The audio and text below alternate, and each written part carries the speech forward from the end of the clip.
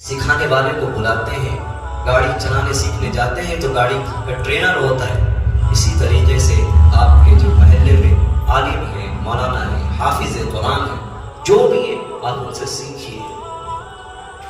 जहाँ पैसे की बात आती है, पैसा देकर ज्यादा से ज्यादा देकर सीखिए, क्योंकि इस इल्म की फजीलत उस इल्म से ज्यादा है। इसको इस वक्त पर मत तौलिए कि ये वक्त कितना दे रहे हैं, वक्त पर नहीं, वो जो पढ़ा रहे उसकी फजीलत, उसकी अहमियत, इसको इम्पोर्टेंस दीजिए। एक साहब थे, बोले कि बच्चे को पढ़ाना है, तो मेरे साथ वाक़या नहीं हुआ था, मेरे एक दोस्त थे उनके साथ वाक़या पेश आया था राजा बाजार के अंदर।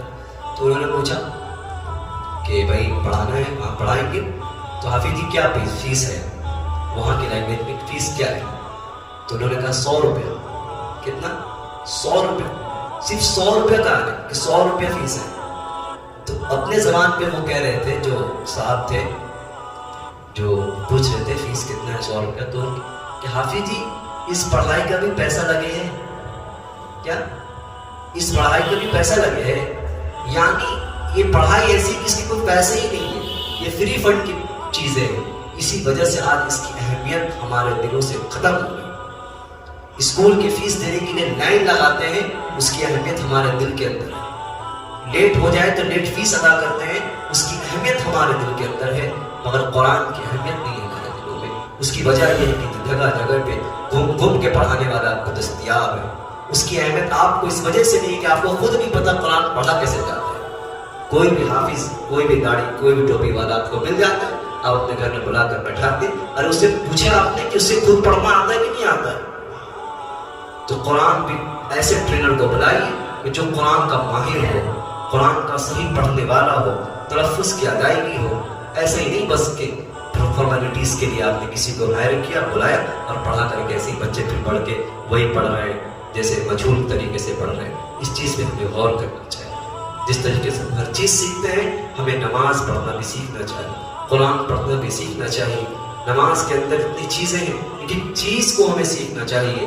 कब्र के अंदर हम जाने वाले हैं, सबसे पहले हमारी पूछ नमाज के बारे में होगी।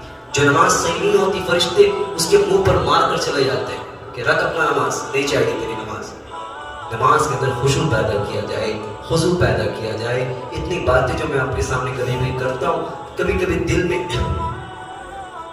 एक अजीब सी फिजा कायम हो जाती है, हमें खुद समझ नहीं आता कि हम कहाँ जा रहे हैं। कम से कम दुनियादार नहीं भी बन पा रहे, दुनिया में तरक्की नहीं हो रही, आखिरत के बारे में तो सोचो, जहाँ हमेशा हमेशा रहना है। 33 साल की उम्र होगी, न घटेगी न बढ़ेगी, एक जैसे रहेंगे।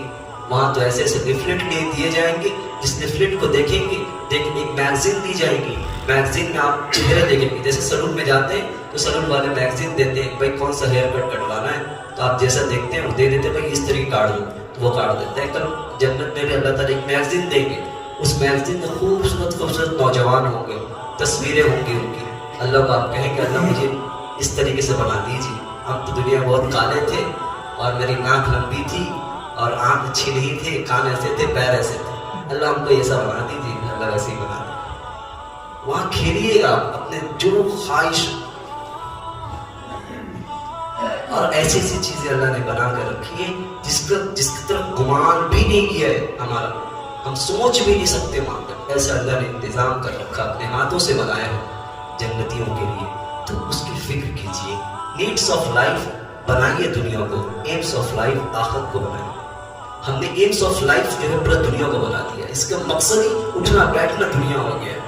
उसको सिर्फ दुनिया में अपनी जरूरत पूरी कीजिए। बीवी को खिलाना है, बच्चे को खिलाना है, माँ बाप की देखभाल करनी है, उनके लिए जितने भी इंतजाम हो सकते हैं, जरूरत जो है उसको पूरा करने की हद इम्कान कोशिश कीजिए, मगर उसको मकसद मत बनाइए। दिन रात इसी मत लगे रहिए, अपने आखिरत की फिक्र करते हुए आमाल से जुड़े रहिए। ऐसा ना हो कि मौत अचानक आ जाए और आप अफसोस और अपने उंगलियों को दांत में चबाते रहें और फिर आपके पास कोई वक्त न रहे और अल्लाह से फरियाद करें, अल्लाह थोड़ा सा वक्त दे देते तो हम अच्छे आमाल कर देते। क्योंकि अब तो आपके साथ ऐसा मामला हो गया कि आप उठ भी नहीं सकते। अब आपके पास इतना वक्त भी नहीं कि आप नमाज पढ़ें और इमदाद करें, लोगों की मदद करें। उतना वक्त खत्म। एक बैग सडनली ऐसा अचानक हाथ से एक्सीडेंट हुआ कि आपके एक्सीडेंट ऐसे हो गए कि आप بس بیڈ پر آ گیا, چند منٹوں کے مہمان بنے ہوئے, پھر کوئی کچھ نہیں ہونے والا. تو اعمال سے جڑے رہیں گے. تو ایکسیڈنشل کوئی بھی پرابلم آئے گی, انسیڈنٹ ہو جائے گا, تو دل میں ایک اطمینان سا رہے گا کہ اللہ کچھ تو ہم کر رہے ہیں, ہم تو کم سے کم نماز تو پڑھ لیتے, ایک امید تو رہے گی کم سے کم. تو اسی لیے اعمال سے جڑے رہیے, نماز قضا مت کیجیے, فجر کی نماز بھی پابندی سے ادا کیجیے. جس ابھی مضبوط ہے ہم آ سکتے ہیں, پھر جو لوگ بوڑھے ہو گئے, جو لاٹھی لے کر ان سے پوچھیے, ان کے لیے آنا کتنا مشکل ہوتا ہے ٹھنڈے کے موسم میں. اللہ تعالیٰ ہمیں کہنے سننے میں عمل کی توفیق عطا فرمائے. میں بار بار کہتا ہوں کبھی وقت زیادہ ہو جائے تو معاف کر دیجیے گا, کیونکہ یہی ایک وقت ہے جو 10 منٹ آپ نے سن لیا ہے, یہی ایک وقت ہے کہ ہم گناہ سے بچ گئے, کچھ اچھی چیز ہم نے سیکھ لی. اللہ تعالیٰ سے دعا ہے کہ اللہ تعالیٰ ہمیں کہنے سننے میں عمل